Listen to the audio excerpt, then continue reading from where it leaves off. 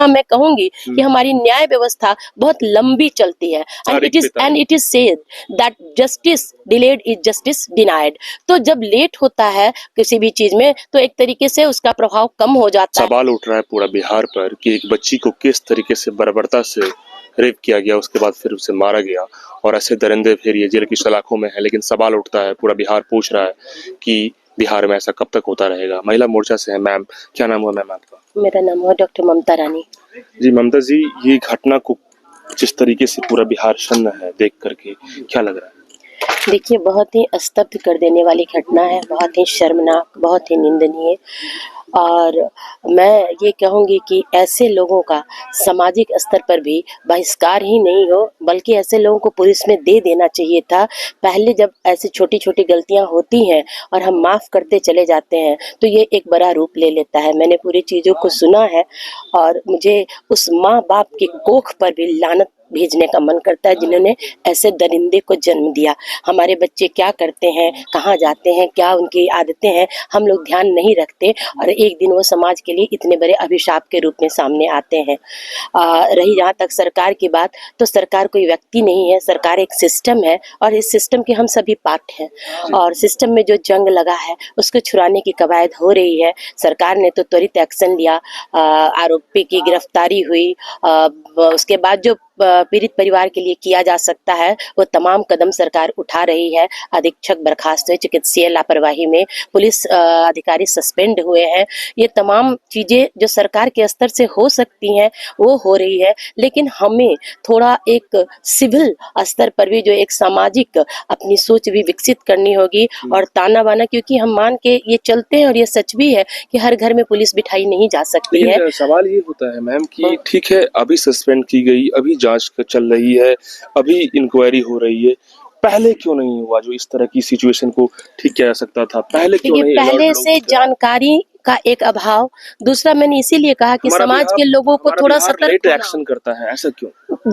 जब सरकार को जानकारी मिलेगी, घटना हो जाती है तो जानकारी मिलती है, घटना से पहले तो जानकारी होती नहीं है। घटना से पहले उसके चाल चलन को देख के समाज के लोगों को कुछ न कुछ उसका अंदाजा होता है।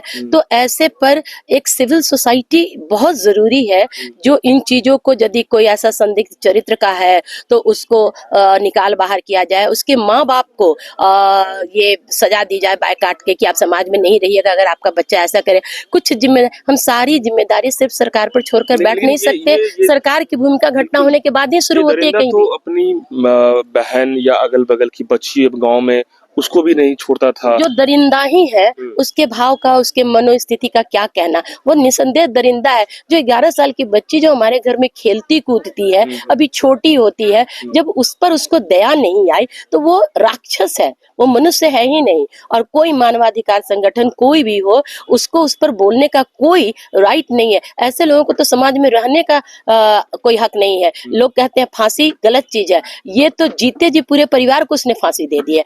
ऐसे आरोपी को तो सीधे फांसी की सजा होनी चाहिए और जिसमें जितने लोग संलिप्त हैं उन सबको भी कड़ी सजा मिले, जो एक मिसाल बने। देखिए, यहाँ है समाज को एक संदेश साफ साफ जाना चाहिए, जो ऐसे घिनौनी हरकत करेंगे वो बचेंगे नहीं और उनको कड़ी से कड़ी सजा मिलनी चाहिए। उनके माँ बाप को भी इस बात के लिए कि उन्होंने अपने बच्चे पर ध्यान नहीं रखा। उनके माँ बाप या उनके बच्चों, उनके छोटा भाई है बच्ची का, उससे पूछे तो वो लोग भी घर में नहीं था, काम काज करने गया था। पिताजी नहीं है, पिताजी तारी बेचते थे जो गिर गए। हाँ, तो घर में कोई नहीं था, उसकी मम्मी सोई हुई थी, बीमार है जो भी है। तो जिम्मेदारी बच्चों की ये होती है कि नहीं कमाएंगे तो क्या हो, कौन देखेगा घर? बिल्कुल, ये हालात है। ऐसे मजदूर हैं जो रोज कुआं खोदते हैं और रोज पानी पीते हैं, तो इसलिए घर में कोई नहीं था। स्वाभाविक रूप से सब हर हाथ काम करता है तो पेट भरता है। तो ये चीजें हैं और ऐसी चीजों में गांव के स्तर पर भी ऐसे लोगों की कुछ निगरानी, जैसे वो बच्ची कहीं जा रही है, अगर अकेले है, गांव का कोई लड़का देखे, कोई व्यक्ति देखे तो थोड़ा सा सजग हमें भी होना होगा। मैंने कहा ना कि हम इस सिस्टम के पार्ट है, ये नहीं कि हम दोष मुक्त है, हम भी दोषी हैं इस बात के लिए। पूरी घटना में एक दुकान वाला देखा भी, एक दुकान के पास टॉफी या कुछ भी बिस्किट लेने गया तो एक दुकान वाला देखा, देखने के बाद तो बताइए, आप कहिए कि कैसे उसकी संलिप्तता आप नहीं मानेंगे। देखिए, जो तटस्थ है समय लिखेगा उनका भी अपराध। तो जो तटस्थ लोग हैं, जो देख रहे हैं उस व्यक्ति को गांव से निकाला दिया गया और उस व्यक्ति के साथ उस बच्ची को अगर गांव वाला है, तो उसको इमीडिएट कहीं खबर करनी चाहिए थी। 2-4 लोग मिलकर कहीं हरकाते। घटना सरकार की हमेशा भूमिका घटना के बाद होती है, पहले की भूमिका हमारी होती है, जागरूकता समाज बहुत के लोगों की। जरूरी है। तो जागरूकता जरूरी है, बच्चियों का ध्यान रखना जरूरी है और हम जितने ऐसे कार्यक्रम होता है ना, महिलाओं के बीच चलाते हैं, ये पुरुषों के बीच चलना चाहिए।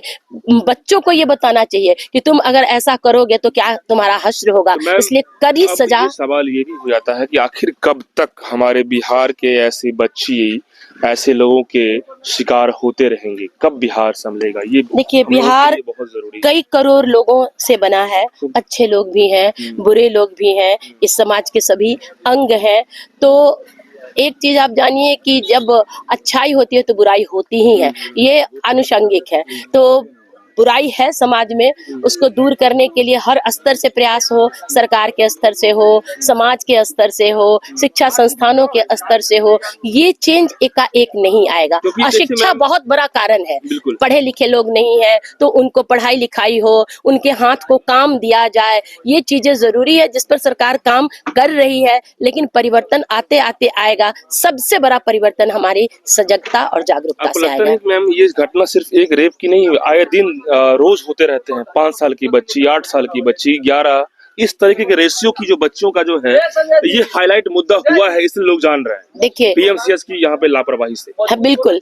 मैं एक चीज कहूंगी, आजकल एक बड़ा प्रचलित वाक्य है कि हमारा बच्चा बेटा क्या डाउनलोड कर रहा है और हमारी बेटी क्या अपलोड कर रही है मोबाइल पर, इस पर भी नजर रखना बहुत जरूरी है। पॉर्न वीडियो देख के बच्चों की मानसिकता खराब होती है, बच्चियां हैं वो किसी के बहकावे में आ जाती हैं, अपनी अधनंगी तस्वीरें भेज देती हैं, बाद में उनका ब्लैकमेल का, या कई बार तो ऐसा देखा गया कि बुलाकर दोस्तों के साथ उसके साथ दुष्कर्म किया गया। तो इन तमाम चीजों में सबसे पहली पाठशाला माँ है और घर है। अपने बच्चों पर ध्यान देने का ये बहुत सही वक्त है, क्योंकि बच्चों के हाथ में एक बहुत खतरनाक चीज है, वो है मोबाइल। और उनका कहाँ दिमाग जा रहा है, उनका कहाँ कदम उठ रहा है, माँ बाप से बेहतर जज, नकेल भाई बहन कसना से, बहुत हाँ, जरूरी भाई बहन से बेहतर जज कोई नहीं हो सकता। तो पूरे समाज में इस है। माँ चीज की पर जिम्मेदारी बहुत ज्यादा है। बहुत ज्यादा है। आज जो बच्चे, माँ पूरे दिन अपने वीडियो देखती रहती है, रील देखती रहती है, बच्चे क्या कर रहे हैं उस पर ध्यान नहीं है। तो ये सब ध्यान देने की जरूरत है। समाज के लोगों को कुछ संदिग्ध होता है तो हम सोचते हैं कि अरे मुझे क्या, और हम अपने घर में बैठे रहते हैं। जब अपने पर बात आती है तो हम जगते हैं, हम बिलबिलाते हैं। सबको सबकी थोड़ी फिक्र रखनी होगी, तभी ये चीजें दूर होंगी। जी।